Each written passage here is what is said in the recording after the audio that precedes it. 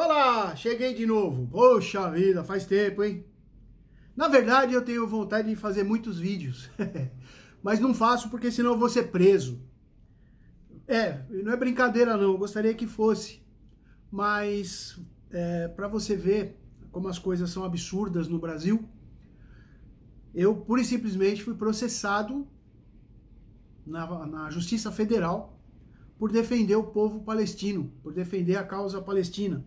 E agora, um miliquinho eleito deputado aí, um infeliz, quer transformar a defesa da causa palestina, quer dizer, você não tem direito à sua livre expressão, ele quer criar um artigo criminalizando a defesa da causa palestina.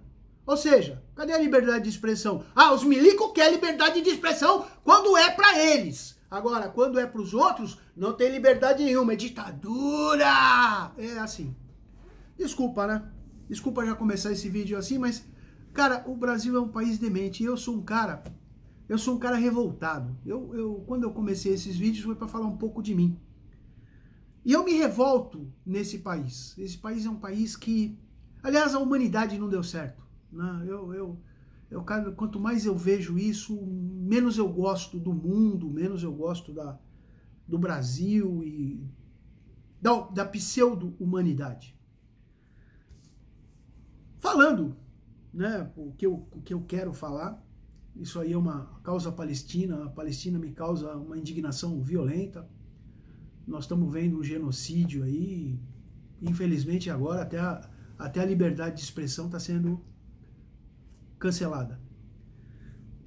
Mas eu fiz muita coisa na minha vida. Eu fiz muita coisa.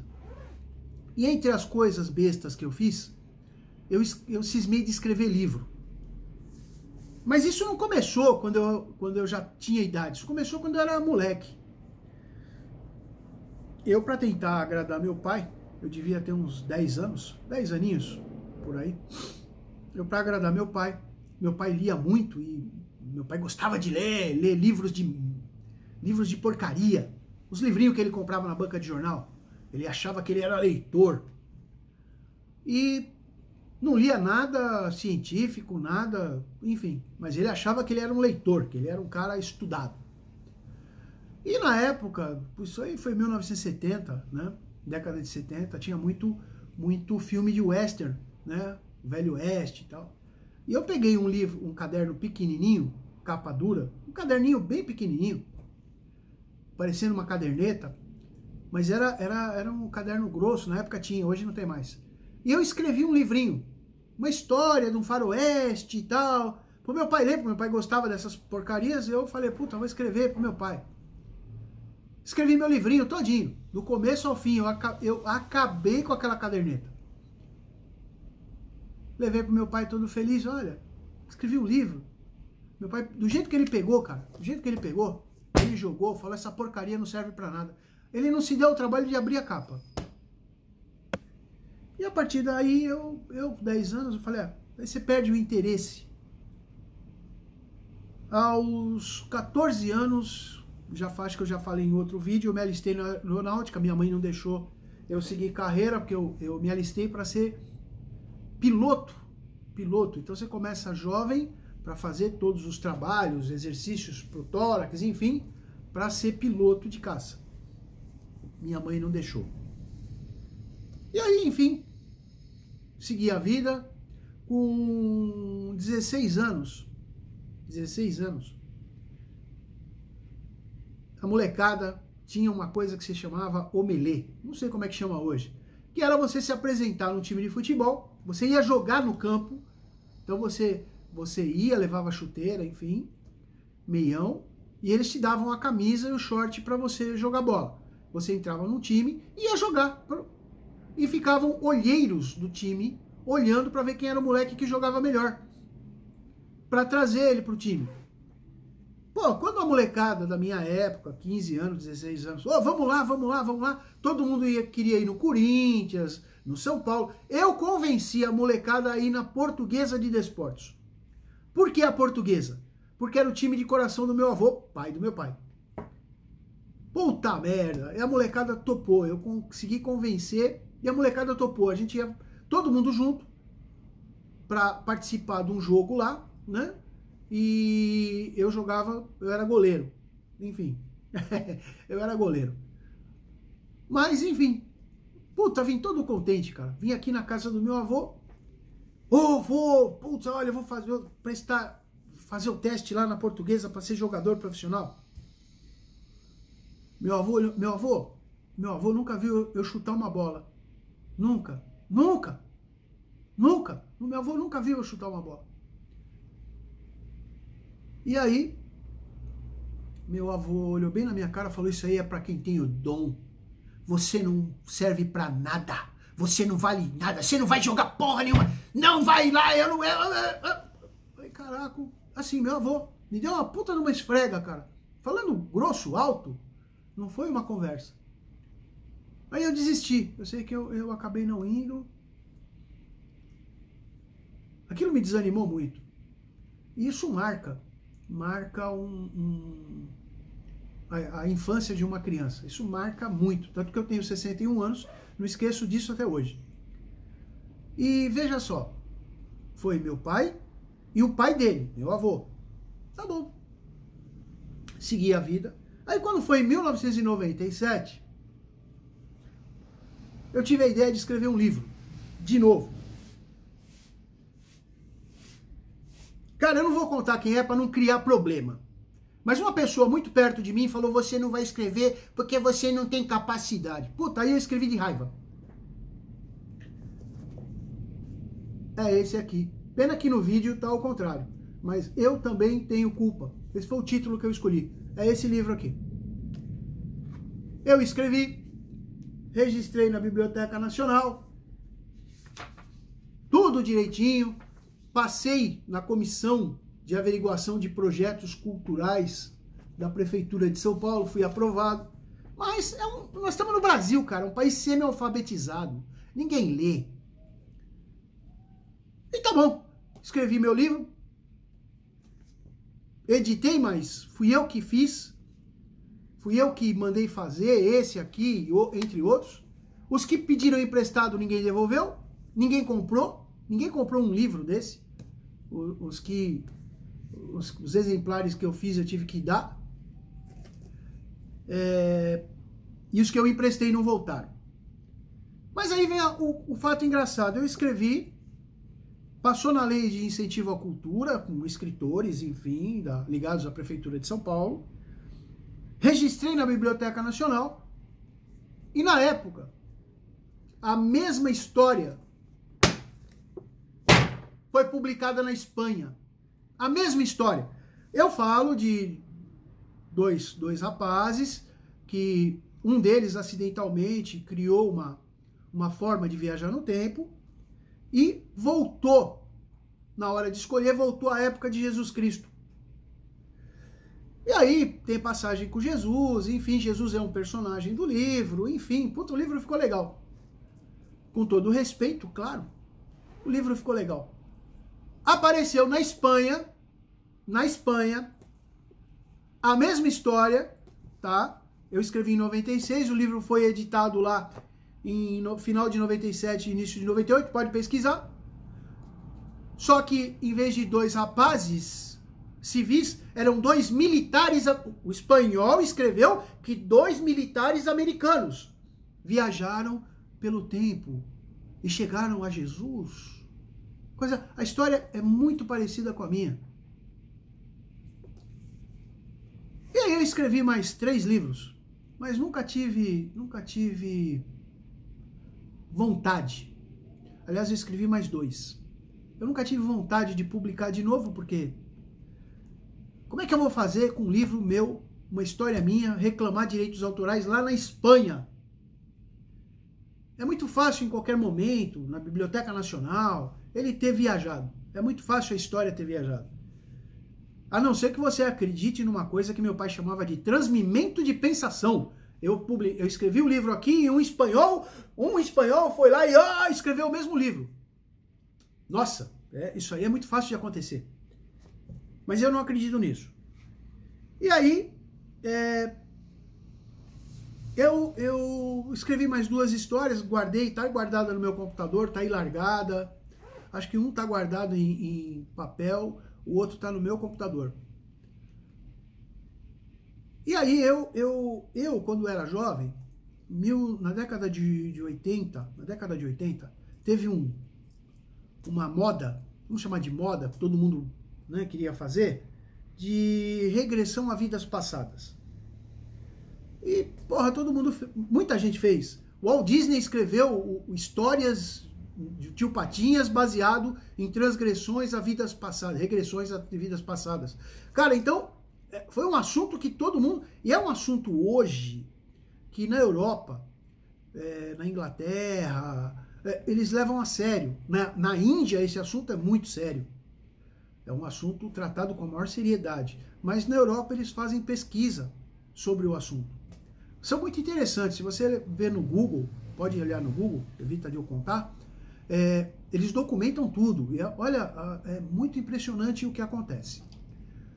E eu fiz isso aí em 1986, eu fiz uma regressão a vidas passadas para descobrir por que a minha vida era do jeito que é. Né? Eu sou revoltado, enfim. E eu eu fiz a regressão, essa é a minha vida, eu tive que passar por uma outra vida que eu teria vivido na Primeira ou na Segunda Grande Guerra, teria morrido pilotando um avião, e para chegar na outra. Então, em outra foi em 1500, 1600. Essa é a história. Aliás, eu cheguei a começar a escrever um livro sobre isso. Essa é a história que está no meu computador. E aí, pura e simplesmente, eu fiz a regressão através de espiritismo, através de um grande médium que eu conheci na época, seu Ataíde Camilo, que Deus o tenha. E eu fiz a regressão.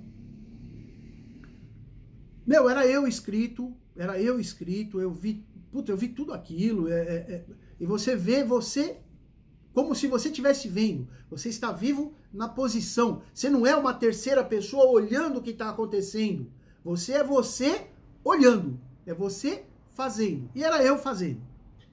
E aí eu entendi tudo o que aconteceu, tudo que passou e tal, puta, legal, só que tem um problema. A psicologia hoje já alerta sobre o risco de fazer uma regressão. Não se faz mais regressão usando hipnose. Por quê? Porque você deixa uma porta aberta. Porque você vai acessar coisas que ninguém tem o direito ou ninguém acessa, tá?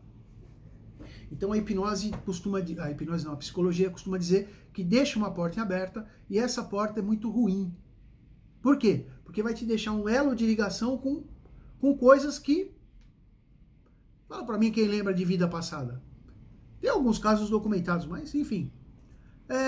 Então eu tive esse problema. E a partir desse momento que eu fiz a regressão, eu passei a sofrer sonhos lúcidos. Cara, é horrível. Não queira. É um sonho que você... alguns chamam de paralisia do sono, enfim. É como se eu tivesse acordado. Tá? Eles dizem que é uma transição entre o acordado e o dormindo. Para o cérebro, o que você sonha é a realidade. O cérebro não distingue a realidade do sonho. Então você vê como é real. E aí eu só sei que eu estou sonhando, que eu não estou ali. Primeiro porque eu não reconheço o lugar. Segundo porque eu procuro um interruptor. E aí a luz não acende, enfim, não funciona. E aí eu descubro que eu tô dormindo. E nesses sonhos lúcidos, eu já tive sonhos que, eu estava em outra vida, né? Eu estava no pós-morte, E eu não quis voltar. E aí eu fui obrigado a voltar, enfim, tem uma história toda aí. E aí, pura e simplesmente, aquilo me revoltou. Eu acordei revoltado, enfim.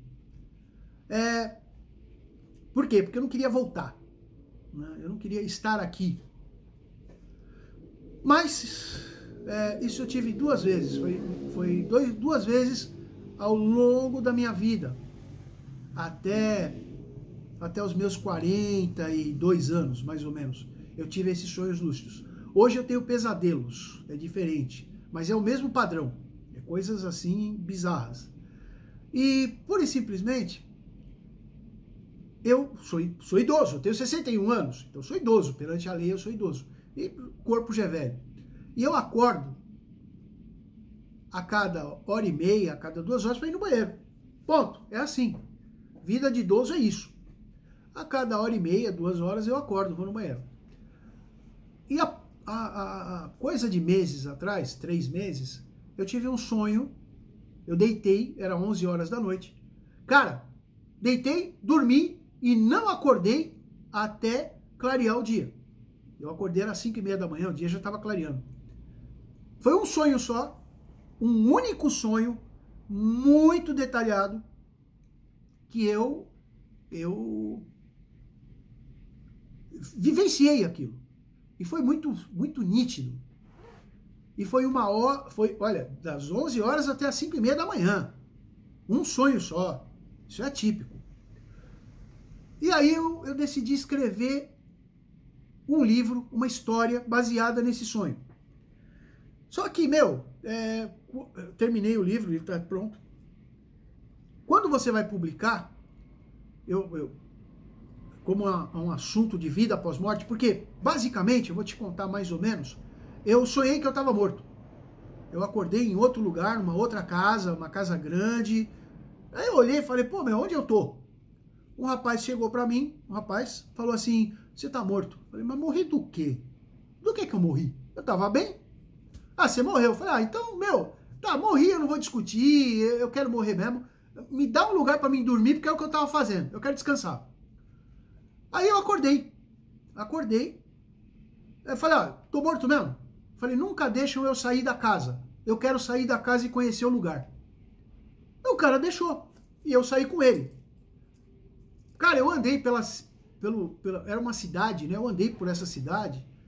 E aí eu olhei e tive a ideia mais estúpida, que eu não teria acordado. Mas lá eu tive. Eu falei assim, cara, eu quero ver meu avô, pai do meu pai. O cara falou, não tem problema, só que ele não tá nessa cidade, ele tá em outra. Ah, legal. Fomos até lá. Aí, chegando lá, eu vi meu avô mais jovem, ainda tava de bigode, eu só vi ele de bigode quando eu era criancinha. Bigodão e tal. Falei, porra, legal. E aí conversei com ele, aquele jeito seco, duro dele. Ele era filho de portugueses, então já viu. Aí, pô, beleza, cara, legal.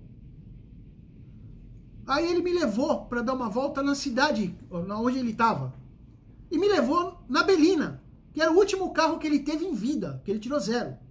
Uma Belina verde água. Falei, pô, que legal. E o cara sempre junto comigo. Esse cara estava no banco de trás. Meu avô foi conversando e tal. Meio truculento, mas foi uma conversa. Eu ainda brinquei e falei, cara, pro rapaz, né? Depois que eu larguei meu avô, falei, cara, por que meu avô tá com o carro dele e eu não tô com o meu? Porque eu já imaginou eu com a minha caminhonete? Eu ia fazer o maior sucesso aqui. Aí o rapaz falou que não, que onde meu avô estava era uma vida apegada à matéria, aos bens materiais, e por isso ele estava com o carro. Aí eu tive a segunda ideia estúpida, que eu não teria acordado. Eu falei, já que eu vi meu avô, eu quero ver meu pai. Legal. Fomos até um lugar onde tinha um monte de oficina mecânica. Meu pai era mecânico, inclusive. Meu pai, a primeira formação dele era mecânica. E cheguei lá dentro e tal, passei pela... Até foi um momento engraçado. Tinha uma mulher já, fazendo uma peça do painel de um carro. Eu cheguei do lado dela e falei, moça, desculpa, mas por que você está fazendo a peça do carro? Ela olhou, deu risada e falou, porque aqui não tem lugar para comprar. Eu falei, porra, é verdade. Você vai comprar no pós-morte, você vai comprar uma peça de carro. Aí tinha vários carros ali, tudo carro simples. Aí fui até essas oficinas, cheguei lá e falei, gostaria de falar com o Martelo. Veio um alemão alto, Ele olhou bem na minha cara e falou, tá na sua frente. Eu olhei para aquele alemão, não reconheci, não tinha nada do meu pai ali. Virei pro rapaz do lado, que tava comigo, falei, tá acontecendo? Ele falou, olha, você, no pós-morte, você não tem necessariamente a fisionomia que você tem aqui. Você pode ter a fisionomia de uma outra vida que você se apegou. Eu falei, porra, legal, bacana. E aí, virei rápido. Quando eu virei rápido, o alemão, que seria... Meu pai estava todo deformado, a cara deformada, a boca deformada. Eu olhei aquilo, aí ele já deu uma... e voltou. Aí o rapaz estava meu falou, vamos embora porque aqui é melhor não ficar mais tempo. E aí eu saí, enfim. E aí eu coloquei isso no livro. Coloquei numa história toda, cara. A história tá pronta. E aí, pô, vamos publicar a história, né? Eu pago a publicação e publica. A ideia é a seguinte. Eu pago para publicar. A editora faz a propaganda, vende e me dá um percentual da venda. Certo? Transforma num livro, tá? Isso aqui fui eu que fiz, bonitinho, mas a editora faz toda a parte e publica. E aí te dá um... E eu mandei para várias editoras. Falei, bom, peguei a história, mandei para várias editoras. Mandei, inclusive, para a Federação Espírita do Brasil, a FEB. A FEB me mandou a seguinte resposta, e quem duvidar tá escrito. Eu tenho e-mail disso. Olha, passa o seu livro aberto em Word. O texto em aberto em Word. Nós vamos avaliar, nós temos 1 ano para avaliar. Entendeu?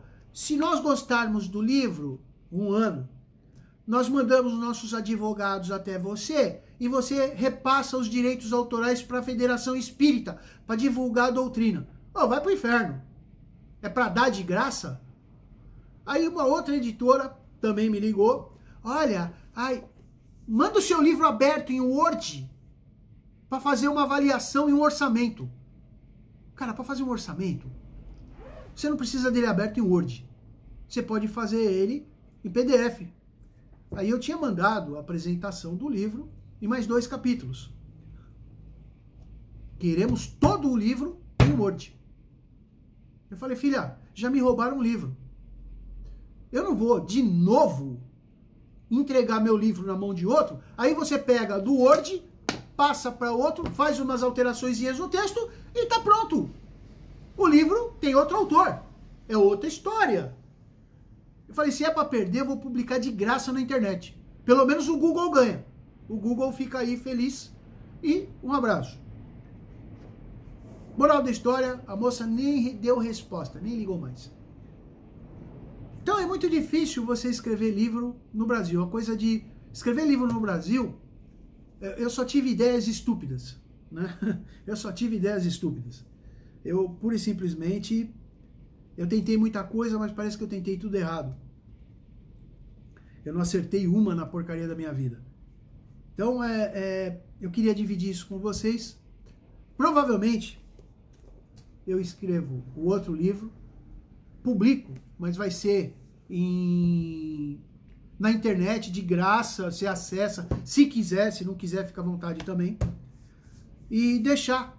Por quê? Porque, já que não é para não ganhar nada, o Google ganha. Cada acesso ele ganha o dinheirinho dele. E eu, um abraço. Mas pelo menos publiquei com o meu nome. É difícil, cara. A humanidade eu acho que não deu certo. Eu acho. Cada vez mais que eu vivo, eu sou mais revoltado com tudo isso. Voltando a falar da Palestina, é outra coisa que me revolta. Por quê? Ninguém, mas ninguém faz nada por aquelas pessoas que estão morrendo. Porque ninguém parece que tem nenhuma ligação com a honestidade e com a justiça. Tá bom? Foi só um desabafo. Obrigado, beijo a todos. Se eu publicar meu livro na internet, eu mando o link por aqui. Grande abraço.